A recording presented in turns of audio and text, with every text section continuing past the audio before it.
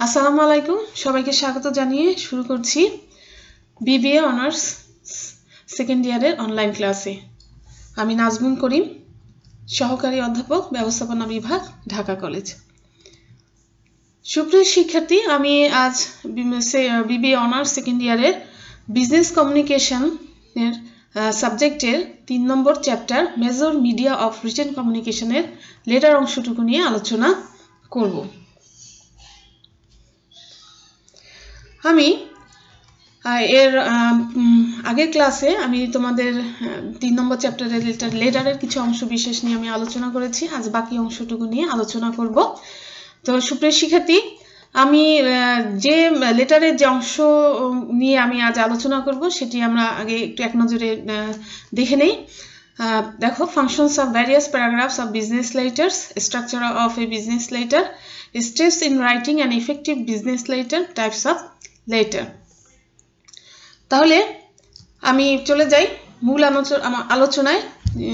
Functions of various paragraphs of business letter কি, আমরা সেটা নিয়ে একটু আলোচনা করব। দেখো সুপ্রিয় শিক্ষার্থী, business letter is an important tool of business communication. It transmit business related information to be concerned parties. Generally, a business letter is composed in some parts. The most important part of a letter is its body that contains the message of the letter. আচ্ছা দেখো, যে গর্ভাংশ বা যে মূল বক্তব্য ব্যবসাপত্রের সর্বাপেক্ষা একটি গুরুত্বপূর্ণ অংশ, এবং এই ধরনের গর্ভাংশে পত্রের মূল বিষয় বা সংবাদ লেখা হয়। এবং গর্ভাংশে যে উল্লেখিত ব্যবসাপত্রের মূল বক্তব্যকে সহজ, আকর্ষণীয় এবং সুস্পষ্ট করার লক্ষ্যে গর্ভাংশকে বিভিন্ন অনুচ্ছেদে বিভক্ত করা হয়। ব্যবসাপত্রের গর্ভাংশের যে বিভিন্ন অনুচ্ছেদ বা প্যারাগ্রাফ আছে সেটা আমরা একটু আলোচনা করি। দেখো, যে function of first paragraph, functions of middle paragraph, functions of final paragraph. দেখো, first function of first paragraph. The first paragraph should contain the information that can draw the reader's attention and create interest in their mind. অর্থাৎ কি, যে ব্যবসাপত্রের গর্ভাংশের প্রথম অনুচ্ছেদে পাঠকের মনোযোগ আকর্ষণ ও আগ্রহ সৃষ্টি করতে পারে এমন সংবাদই কি প্রথমে উপস্থাপন করতে হবে। If the first paragraph can create interest, the readers will enter into the remaining text. This paragraph also introduces the writer, the purposes or subject matter of the letter, if it is replay, the reference number and date. অর্থাৎ কি, যে ব্যবসাপত্রের প্রথম অনুচ্ছেদ যদি পত্রের প্রতি পাঠকের দৃষ্টি আকর্ষণ ও আগ্রহ সৃষ্টি করতে পারে, তবে পাঠক কি করবে, সবটুকু পত্রটি পাঠ করার অনুপ্রেরণা লাভ করবে। এছাড়াও ব্যবসাপত্রের এই অংশে বা এই অনুচ্ছেদে পত্র প্রেরকের পরিচিতি, পত্রের উদ্দেশ্য, বিষয়বস্তু ইত্যাদি সম্পর্কে পাঠককে প্রয়োজনীয় ধারণা দিয়ে থাকে। এবং দেখো, যে সংশ্লিষ্ট ব্যবসাপত্র যদি কোনো পত্রের প্রতি উত্তরে লিখিত কোনো পত্র হয়, তবে গর্ভাংশের এই অনুচ্ছেদে পত্র প্রাপ্তির তারিখ সহ প্রাপ্ত পত্রের সূত্র নম্বর উল্লেখ করতে হয় বা উল্লেখ করা হয়। দেখো, এরপরে আছে কি, functions of middle paragraph. This is the main portion of a letter. Generally, this portion states the main message in details, providing necessary background and supporting information. Here, the writer anticipates the reader's needs and arranges the message in such a detailed way so that they can obtain their desired information. অর্থাৎ দেখো, গর্ভাংশের মধ্যে অনুচ্ছেদের ব্যবসাপত্রের সর্বাপেক্ষা গুরুত্বপূর্ণ অংশ, এবং এই অংশে পত্রের মূল বক্তব্য ও প্রয়োজনীয় পটভূমি সমর্থকমূলক তথ্য উপাত্তসমূহ উপস্থাপিত করা হয়। এবং অর্থাৎ কি, এই অংশে পত্র লেখক উল্লেখিত প্রাপকের প্রয়োজন ও চাহিদা অনুসারে এমন সহজ সরল ও আকর্ষণীয় যৌক্তিক উপায়ে সংবাদ পরিবেশন করেন যাতে পাঠক সহজেই পত্র পড়ে বা পত্রের মধ্যে যে সংবাদ বা তথ্য বা ঘটনা সে উপলব্ধি করতে পারে। এরপরে আসছে কি ফাংশনস অফ ফাইনাল প্যারাগ্রাফ। সুপ্রিয় শিক্ষার্থী দেখো, in the last and closing paragraph the writer can restate briefly some of the important points that are mentioned in the main portion of the letter। অর্থাৎ কি যে গর্ভাংশের চূড়ান্ত বা সর্বশেষ এই অনুচ্ছেদ পত্র লেখক পত্রে উপস্থাপিত গুরুত্বপূর্ণ বিষয়সমূহের উপর অতি সংক্ষিপ্ত উপায়ে মানে পুনর্বর্ণনা প্রদান করেন। তারপরে দেখো, this section also clearly states the actions that are expected from the receiver or the actions that will be taken at last. If it is replay, this part contains a thanks-giving message and encourages to write in future। এটা দেখো যে অনুচ্ছেদের যে প্রেরিত পত্রের বিষয়ে পত্র প্রাপকের আচরণ বা করণীয় যে কার্যক্রম সম্পর্কে একটি সুস্পষ্ট ধারণা প্রদান করা হয়। এছাড়াও দেখা যায় যে গর্ভাংশের এই অংশটিতে পত্রে উল্লেখিত বিষয় সংশ্লিষ্ট কর্তৃপক্ষ কি ধরনের চূড়ান্ত বক্তব্য গ্রহণ করবে সেই সম্পর্কেও বর্ণনা প্রদান করা হয়। পত্র যদি প্রাপ্ত সংবাদের প্রতি উত্তর লিখিত হয় তবে ব্যবসা পত্রের এই অংশে পত্র প্রেরককে ধন্যবাদ জ্ঞাপন করা হয় এবং ভবিষ্যতে আরো লেখার জন্য উৎসাহ প্রদান করা হয়। তো সুপ্রিয় শিক্ষার্থী, আশা করি যে তোমরা functions of various paragraphs of business letter বুঝতে পেরেছো। এরপরে আমি যেটি পড়াবো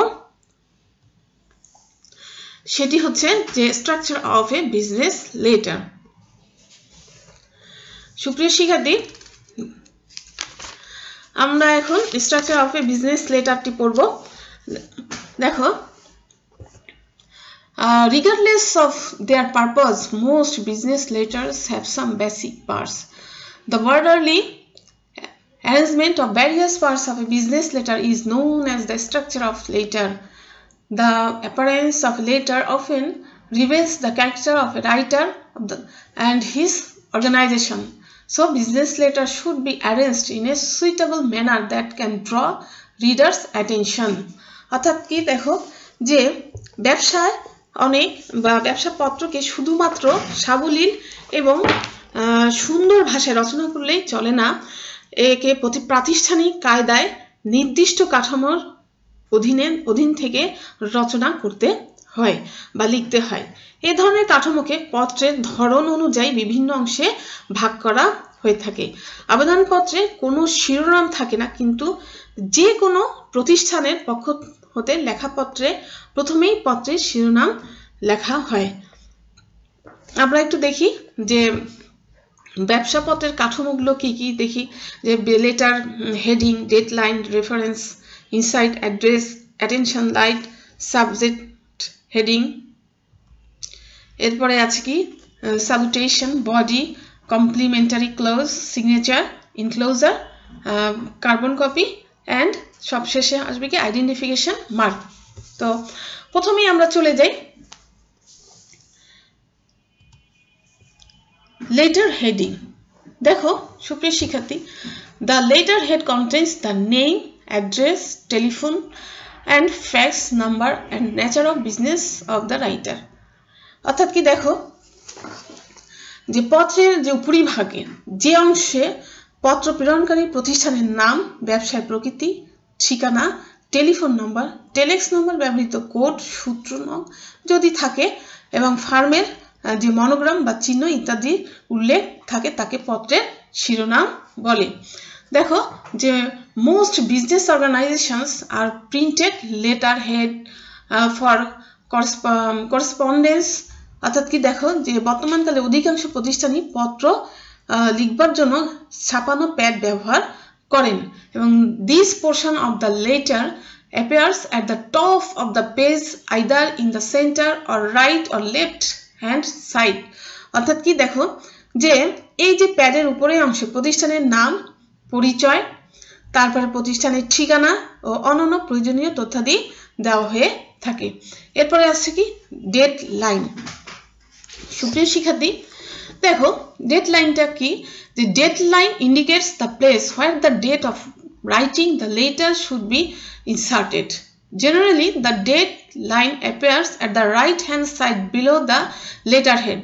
অর্থাৎ কি দেখো যে তারিখ শিরোনামের ঠিক নিচে এবং অভ্যন্তরীণ ঠিকানার উপরে পত্রের কাঠামো বিন্যাস পদ্ধতি অনুযায়ী ডানে বা বামে তারিখ উল্লেখ করা হয়। তবে কখনো তা পত্রের নিচে বাম দিকে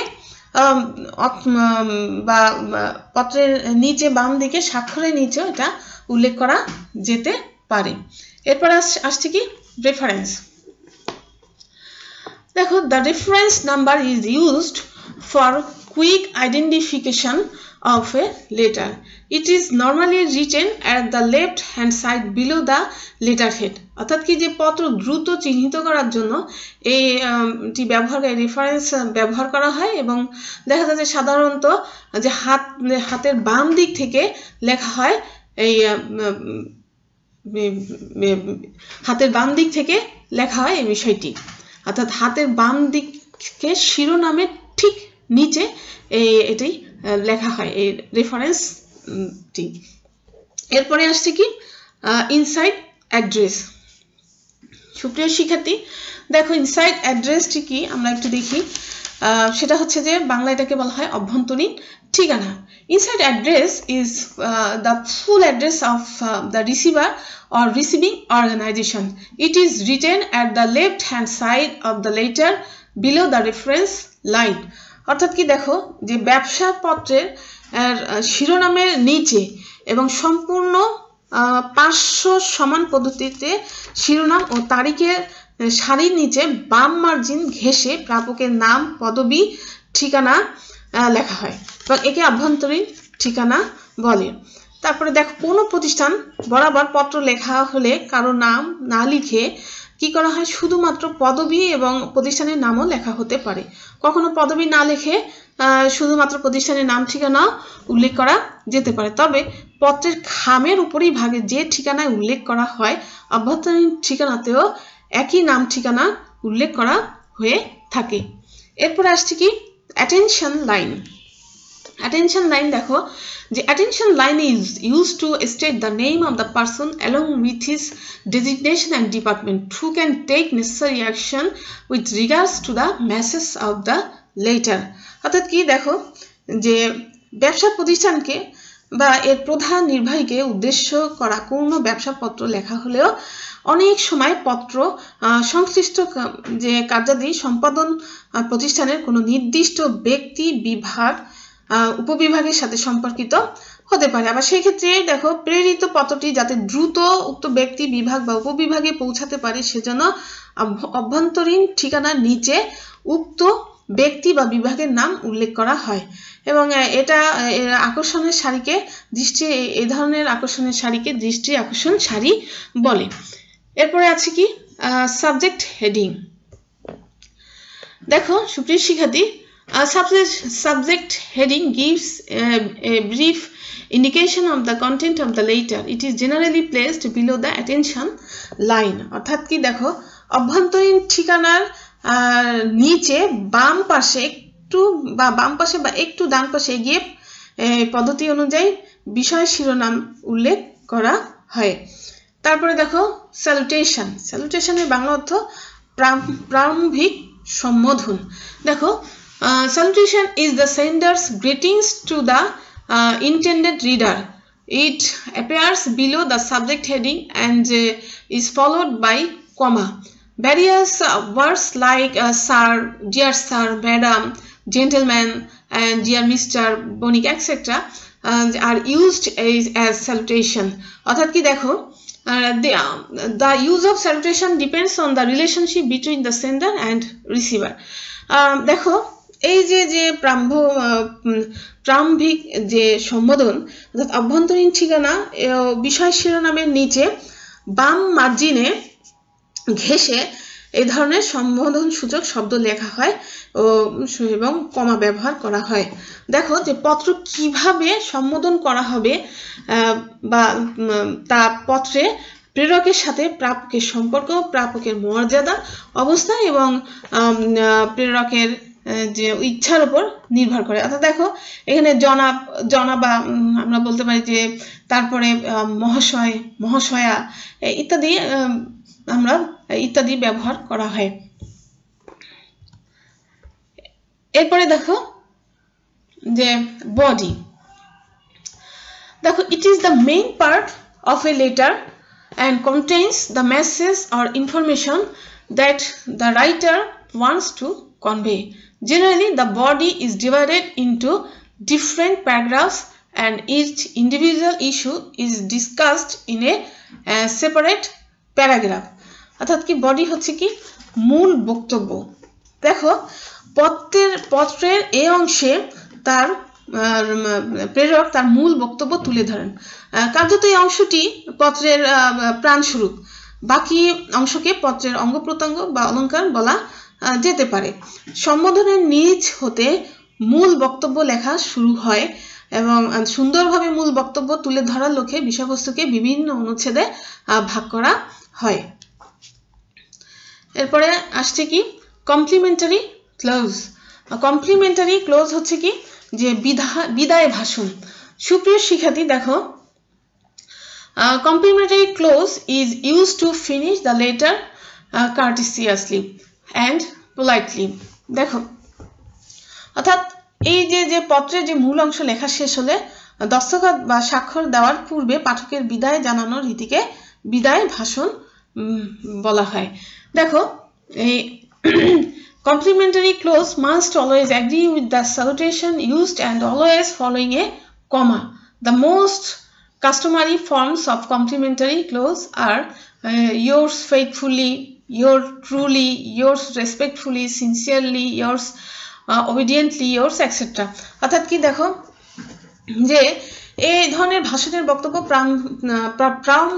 প্রারম্ভিক সম্বোধনের সাথে মিল রেখে লিখতে হয় এবং শিষ্টাচার মূলক বিদায় ভাষণ পাঠকের প্রতি লেখকের যে আন্তরিকতা, সে আন্তরিকতা প্রকাশ পায় এবং যার প্রতিবেদনে পত্র প্রেরকের সম্মান যেমন বৃদ্ধি পায় তেমনি ভাবে আবার উদ্দেশ্য অর্জনও সহজে, যেমন আপনার বিশ্বস্ত এবং দেখা যাচ্ছে যে আপনার অনুগত, আপনার বাধ্যানুগত ইত্যাদি ব্যবহার করা এবং সাথে কিন্তু আপনার বিশ্বস্ত লেখার পরে একটি কমাও সাথে সাথে ব্যবহার করা হয়। অর্থাৎ বিদায় ভাষণের পরে একটি কমাও ব্যবহার করা হয়।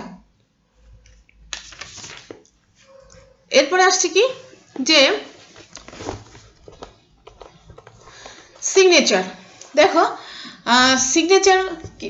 সিগনেচার শুধু না, signature name and designation. Below the complimentary close sender gives his signature and then writes his name and designation in separate lines. অর্থাৎ কি দেখো বিদায় ভাষণের নিচে কাঠামো বিন্যাস পদ্ধতি অনুযায়ী ডান বা বামে পত্র প্রেরক কি করবে নিজ স্বাক্ষর প্রদান করেন। এ ধরনের স্বাক্ষর স্পষ্ট বা অস্পষ্ট যে কোনো ধরনেরই হতে পারে এবং স্বাক্ষর অস্পষ্ট হলে নিচে ব্র্যাকেটের মধ্যে কি করতে হয়, স্বাক্ষরকারীর নাম স্পষ্টভাবে লিখতে হয়। এরপরে আছে কি যে এনক্লোজার। সুপ্রিয় শিক্ষার্থী দেখো এনক্লোজার কি যে when anything is enclosed with the letter to supplement the message inserted in the body, and enclosure notation is used below the name and designation of the sender. If more than one enclosure are attached, enclosure should be identified by numbers. অর্থাৎ কি দেখো এই যে ব্যবসাপত্রের শেষ অংশে স্বাক্ষর অনুলিপির বা নিচে বিষয়বস্তুর সাথে সম্পর্কিত কোনো প্রামাণ্য দলিলের সাথে সংযুক্ত করা হলে তা এই অংশে উল্লেখ করতে হয় এবং দেখো যে যা দেখে পত্র প্রাপক পত্রের সাথে সংযুক্ত বিষয়বস্তু সম্পর্কে পূর্বেই জানতে পারেন ও পত্রে উল্লেখিত বিষয় সম্পর্কে অধিক আস্থাশীল হতে পারেন। এছাড়া সংযুক্ত কাগজপত্র অনেক সময় হারিয়ে যাওয়ার সম্ভাবনাও থাকে। পত্রে তা উল্লেখ করা থাকলে হারানোর জন্য প্রাপক প্রেরককে দায়ী করতে পারবেন না। এরপরে দেখো কার্বন কপি। দেখো কার্বন কপিটা কি, যে when any copy of the letter is to distributed to a third party, it is indicated by writing copy or copies circulated. The name and designation of the recipients is written beneath or beside the nation copy. When copy recipient is more than on, their names should be identified in alphabetical order. অর্থাৎ কি carbon copy কি প্রতিলিপি। সুপ্রিয় শিক্ষার্থী দেখো অনেক সময় পত্রের লিপি একটি ঠিকানায় না পাঠিয়ে কিছু সংখ্যক মানুষের কাছে পাঠানো হয়, এক্ষেত্রে সংশ্লিষ্ট ব্যক্তিদের নাম উল্লেখ করতে হবে। এরপরে আছে কি identification mark. The identification mark is generally put in the left margin below the carbon copy to identify the person who has typed, written or composed their letter. অর্থাৎ কি যে ব্যক্তি শ্রুতিলিপি পাচ্ছে এবং যে ব্যক্তি পত্র লিখছে তাদের কিছু চিহ্নের মাধ্যমে শনাক্ত করা হয়। তো আশা করি সুপ্রিয় শিক্ষার্থী তোমরা স্ট্রাকচার অফ এ বিজনেস লেটারটি বুঝতে পেরেছো। এখন আমি যেটি পড়াবো সেটি হচ্ছে তোমার steps in writing an effective business letter. দেখো সুপ্রিয় শিক্ষার্থী, letters are the most widely used media of written communication in business, but writing an effective letter is not easy matter. It requires well planning, imagination, linguistic knowledge, careful and systematic analysis of the situation, and above all, writer's writing skills. তাহলে আমরা যে ব্যবসায়িক পত্র লিখনের যে পদক্ষেপ সমূহ বা যে কারণে একটি ব্যবসাপত্র আরো কার্যকর হয় আমরা সেই পদক্ষেপগুলো একটু দেখব। ফার্স্টে আসছে কি প্রপার প্ল্যানিং। দেখো effective business letter is the product of good thinking and careful planning. In writing business letter, the writer should go through the proper planning regarding what, when, whom and how to write. A well-planned letter is likely to best serve the purpose of the organization. অর্থাৎ কি দেখো সুপ্রিয় শিক্ষার্থী যে একটা ভালো business letter হচ্ছে উত্তম চিন্তা ও উত্তম পরিকল্পনার ফসল এবং বিজনেস লেটার তৈরি করার সময় সঠিক পরিকল্পনা করতে হবে, অর্থাৎ কি কখন কাকে এবং কিভাবে পত্রটি লিখবে সেই বিষয়ে, এবং সুপরিকল্পিত পত্র একটি প্রতিষ্ঠানের উদ্দেশ্য অর্জনে গুরুত্বপূর্ণ ভূমিকা রাখতে পারে। তারপরে দেখো identifying and setting purposes. Before writing, the writer should know, identify and select the purpose of the letter. In business, letters are written for different purposes. Therefore, every business letter must have a main objective and the objective must be stated in 1 or 2 sentences in the letter. অর্থাৎ কি একটি ব্যবসায়িক পত্রের উদ্দেশ্য নির্ধারণে লেখককে অবশ্যই নিজেকে প্রশ্ন করতে হবে যে পত্র লেখার প্রাথমিক কারণ কি এবং পত্র লেখার প্রাথমিক উদ্দেশ্য লেখকের কাছে স্পষ্ট থাকা জরুরি। তা না হলে পত্র লেখার প্রাথমিক উদ্দেশ্য অর্জিত হবে না। এবং পত্র আবার বহুমুখী উদ্দেশ্য আছে, অর্থাৎ লেখককে বুঝতে হবে পত্র লেখার উদ্দেশ্য কি এবং কিভাবে পত্র লিখতে হবে যাতে করে পাঠকের মনে কোনো বিভ্রান্তির সৃষ্টি না হয়। এরপরে আছে নোয়িং দ্য অডিয়েন্স, অর্থাৎ কি যে অডিয়েন্সকে বোঝা।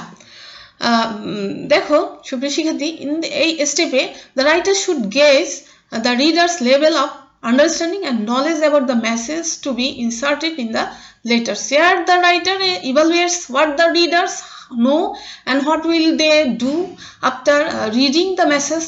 In this connection, the writer should put himself in the reader's place and look at the message from the reader's perspective. অর্থাৎ কি দেখো যে এই পর্যায়ে পাঠকের অবস্থা বুঝতে হবে, অর্থাৎ রাইটারকে বুঝতে হবে পাঠক কি জানতে চায় এবং পত্রের তথ্যটি পড়ে সে কি করবে। এজন্য রাইটারকে পাঠকের ভূমিকা অবতীর্ণ হয়ে পাঠকের প্রকৃত অবস্থা বুঝতে হবে। এরপরে আসছে কি determining the scope of subject. দেখো এখানে the writer should determine the scope of subject or the scope of the message. The scope of message should be determined by considering 2 points. One is what the reader wants to know and another is what the writer has to convey. অর্থাৎ কি একটা message লেখার সময় রাইটারকে দুটি বিষয় বিবেচনায় আনতে হবে। একটা বিষয় হচ্ছে যে রিডার বা পাঠক কি জানতে চায় এবং দুই নম্বর হচ্ছে লেখক কি জানাতে চায়। এর উপর ভিত্তি করে পত্রের বিষয়বস্তু নির্ধারণ করতে হবে। এরপরে আছে কি গ্যাদারিং ইনফরমেশন। সুপ্রিয় শিক্ষার্থী, after setting the purpose and scope of the letter, the writer needs to collect necessary information. Generally, information is collected from libraries, taking interview of concerned purposes, writer's own experience, knowledge and education, office file, documents, and from other convenient sources. Information should be accurate, relevant, and reliable so that this can support the message. অর্থাৎ এই কারণ এবং সুযোগ set করার পরে রাইটারকে গুরুত্বপূর্ণ তথ্য সংগ্রহ করতে হয় এবং সাধারণত ইনফরমেশন সংগ্রহ করতে হয়। আমরা সাধারণত ইনফরমেশন সংগ্রহ করি লাইব্রেরি, সংশ্লিষ্ট ব্যক্তির সাক্ষাৎকার নেওয়ার মাধ্যমে, রাইটারের নিজস্ব অভিজ্ঞতা, জ্ঞান এবং শিক্ষা ইত্যাদি সুবিধাজনক উৎস থেকে আমরা বিভিন্ন ধরনের তথ্য সংগ্রহ করি। যে তথ্য লেখক সংগ্রহ করবে সেটা যেন অবশ্যই সঠিক, প্রাসঙ্গিক এবং নির্ভরশীল হয়, তাহলেই মেসেজটি কার্যকরী হবে। এরপরে দেখো আছে হচ্ছে organising the information. In this stage, the writer decides how the information will be arranged in the letter. It depends on the subject and purpose of the letter. There are basically 2 approaches for presenting information in the letter. There are the direct approach and indirect approach.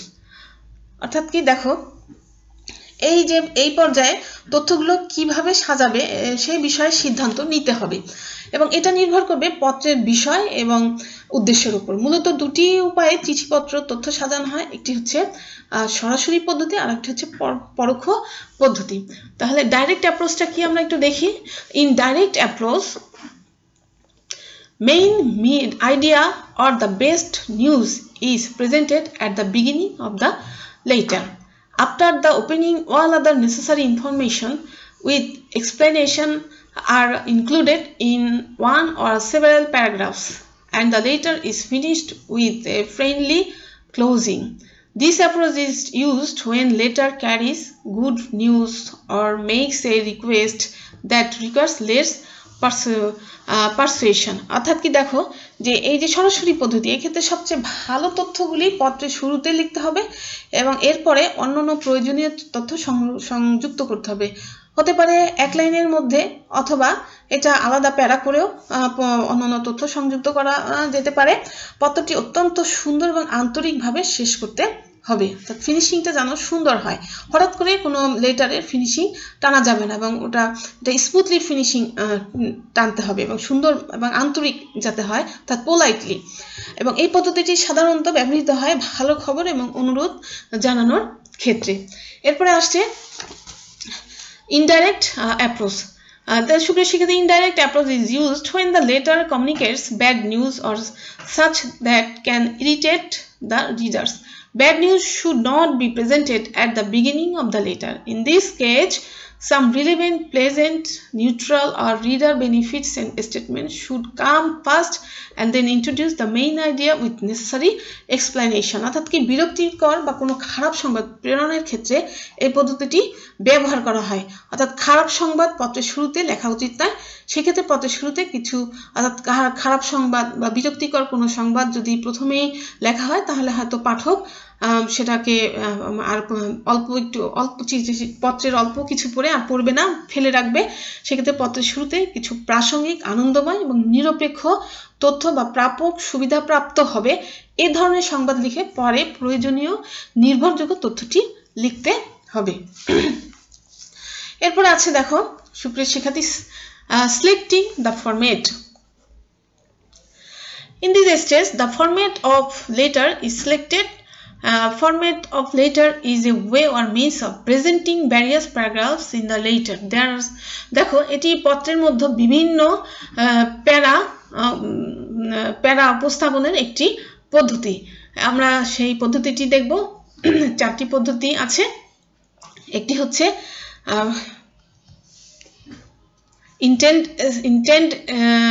indented style, full block style, semi block style এবং hanging style. আমরা ফরম্যাটগুলো একটু আলোচনা করি। প্রথমে আসছে কি ইনটেন্ডেড style. সুপ্রিয় শিক্ষার্থী দেখো ইনটেন্ডেড স্টাইলটা কি আমরা একটু দেখি।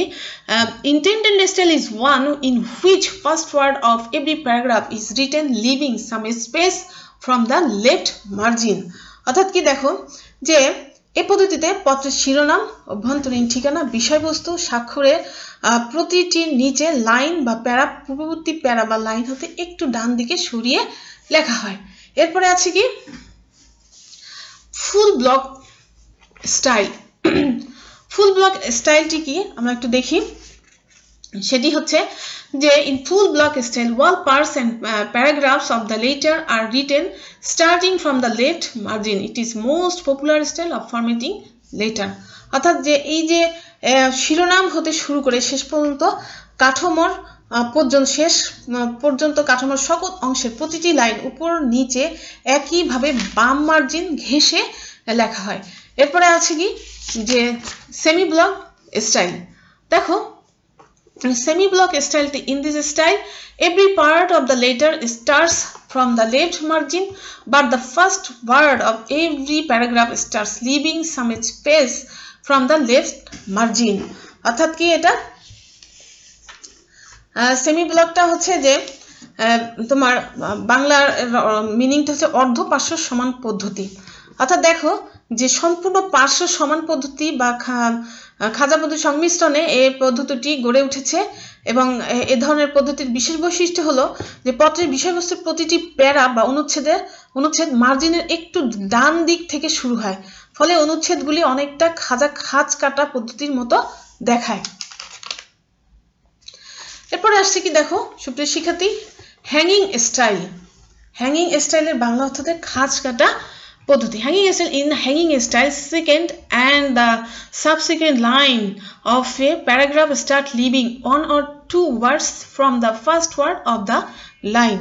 অর্থাৎ কি এটাকে বলা হয় ঝুলন্ত খাঁজা কাটা পদ্ধতি, এই হ্যাঙ্গিং ইনটেন্ডেড স্টাইলকে। দেখো এই পদ্ধতিতে পত্রের বিষয়বস্তু এমন ভাবে সাজানো হয় যাতে প্যারাসমূহের শুরু বাম মার্জিন ঘেঁষে শুরু হয় এবং পরবর্তীতে লাইনসমূহ একটু ডান হতে একই মার্জিনে লেখা হয়ে থাকে। সুপ্রিয় শিক্ষার্থী এরপরে আছে হচ্ছে আউটলাইনিং the content, writing the first draft, editing and writing the final draft. আমরা একটু আলোচনা করে দিই। দেখো যে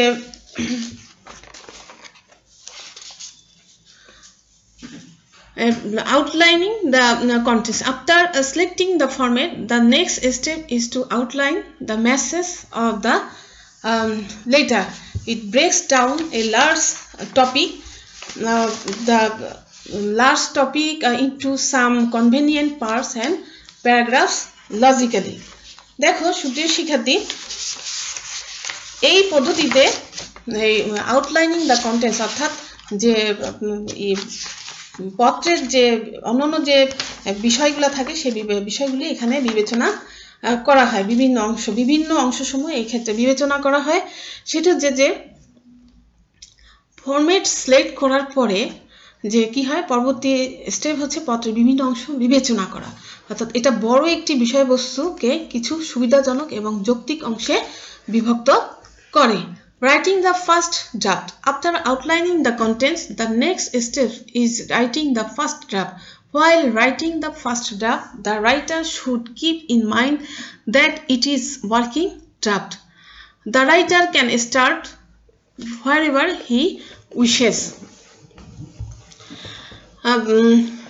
He can start from the middle or even near to end. Any weakness in logic or lack of information or any point that is out of place can be corrected in the final revision. অর্থাৎ কি দেখো যে বিভিন্ন অংশসমূহ বিবেচনা করার পরে পরবর্তী পদক্ষেপ হচ্ছে প্রথমে ড্রাফট লেখা। অর্থাৎ যখন প্রথম ড্রাফট লেখা হবে তখন মনে রাখতে হবে যে এটা একটি চলমান লেখা এবং রাইটার যা খুশি তা লিখতে পারবে মধ্যখান থেকে বা শেষের আগে থেকে। যদি কোনো ভুল হয়ে থাকে বা কোনো দুর্বলতা থাকে বা কোনো তথ্যের অভাব থাকে সেক্ষেত্রে ফাইনাল রিভিশন করার সময় সংশোধন করে নিতে হবে। এরপর দেখো এডিটিং। সুপ্রিয় শিক্ষার্থী, এই স্টেপে the first draft is edited and written for further clarity, bringing appropriate tone, accuracy and brevity. Here the draft is read for several times to find error in style, grammar, spelling, information of sentences and other careless mistakes. অর্থাৎ এই পর্যায়ে তথ্যের যে যথার্থতা বা সংক্ষিপ্ততা পরিচ্ছন্নতা আনার জন্য পুনরায় লেখা হয় এবং ড্রাফটটি কয়েকবার করে গ্রামার বা ব্যাকরণ বা বানান বা বাক্য তৈরিতে কোনো ভুল থাকলে তা খুঁজে বের করতে হবে। এরপরে দাদা রাইটিং ফাইনাল ড্রাফট। সুপ্রিয় শিক্ষার্থী দেখো, in this stage the edited draft is written finally and read carefully so that the reader finds no mistake. When the final draft is found to be correct, neat and clean and defectless, then it is sent to the receiver's address by the post or by mail or by any other means. অর্থাৎ কি দেখো যে পাঠক ড্রাফটটি পড়ে যাতে কোনো ভুল না পায় সেজন্য সতর্কতার সাথে পত্রটি বা ড্রাফটটি পড়তে হবে। যদি ভুল খুঁজে পাওয়া না যায় তাহলে পাঠকের ঠিকানায় প্রেরণ করতে হবে। তো সুপ্রিয় শিক্ষার্থী, আশা করি তোমরা বুঝতে পেরেছো steps in writing an effective business letter. এরপরে আসছে হচ্ছে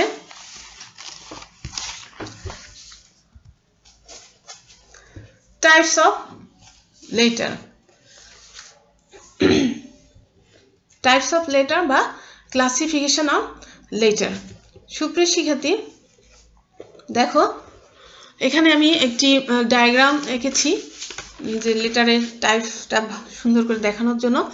দেখো, যে কোনো লেটার তোমার এভাবে একটি লেটার দুই ধরনের হয়, একটা হচ্ছে ফর্মাল লেটার আর একটা হচ্ছে কি ইনফর্মাল লেটার।